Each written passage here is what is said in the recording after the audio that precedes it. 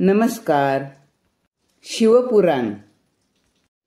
शिवपुराण हे 18 पुराणापैकी एक आहे, ज्यामध्ये शिवलिंगाच्या उत्पत्तीशी आणि शिवभक्तीशी संबंधित कथा आहेत, ज्यात भगवान शिवांच्या लीला कथा आणि त्यांची उपासना पद्धत समाविष्ट केलेली आहे. तुम्ही शुभ मुहूर्तावर कधीही शिवपुराणाचं पठण करू शकता. पण काय, श्रावण महिन्यात शिवपुराण वाचणं आणि श्रवण करणं अतिशय फलदायी आहे. शिवपुराणात एक कथा आहे, चंचला आणि तिचा पती बिंदुगा यांची, की ज्यांना शिवपुराण ऐकून शिवलोकात स्थान मिळालं होतं. आता शिवपुराणाच्या महत्त्वाचे वर्णन पण याच कथामध्ये आढळतं. त्यासोबत महर्षी व्यासजींचं शिष्य सुतजी शिवपुराण कसं ऐकायचं, ते ऐकणाऱ्यांनी कोणते नियम पाळले पाहिजेत, हे सगळं ते सांगतात.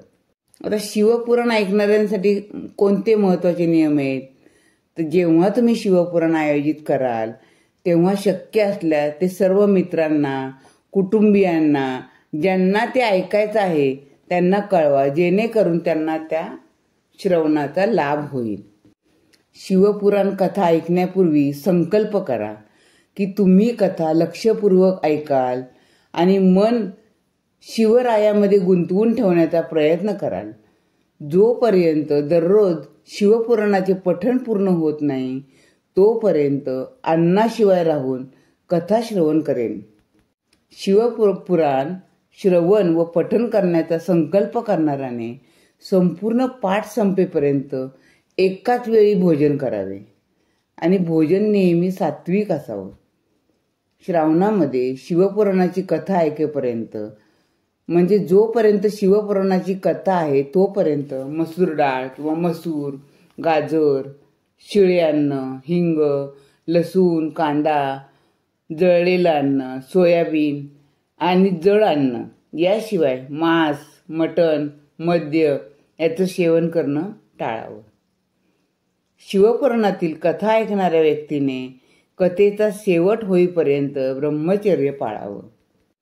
दररोज शिवपुराणाच्या कथेच्या प्रारंभी व शेवटी शिवपुराणाचे पूजन करावे आणि जर एखाद्या ब्राह्मणाकडून पाठ होत असेल तर त्यांना नमस्कार करून दक्षिणा द्यावी.